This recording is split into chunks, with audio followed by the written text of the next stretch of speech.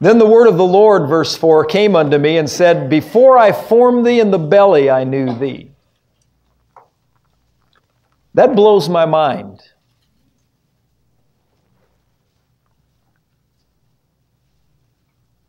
And before you came out of the womb, I sanctified you. And I ordained thee a prophet unto the nations. Now, not all of us have been ordained prophets unto the nations. Not all of us, very likely any of us, will ever become national figures, worldwide effect of our ministry. But regardless of that, before you were formed, while you were in the belly, God knew you and He's ordained you. And John says every one of us has been ordained to go and bear fruit, and our fruit is to remain. Amen? God knew you. He put you here. He gifted you. He made us what we are.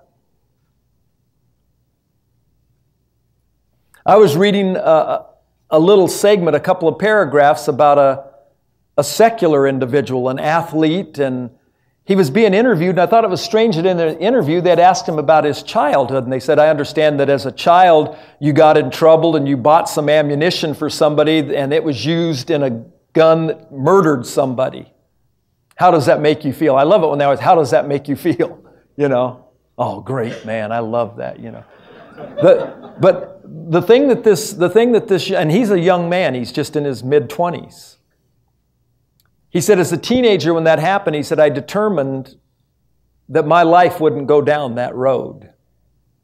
And he said, what would you change in your life if you could change anything? He said, I wouldn't change anything because what I've been through has made me what I am today. Now, all of us have to realize that everything we've been through has made us what we are today. Amen? How many of you believe you need to go through more? Because what we are isn't adequate. Because we're not like Him yet. Amen? This whole process is a refining and a conforming into the image of Jesus.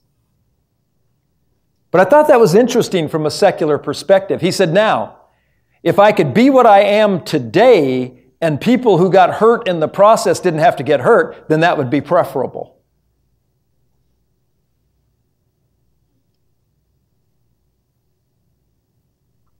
But every one of us, God has brought to this place in our lives, into this hour in history.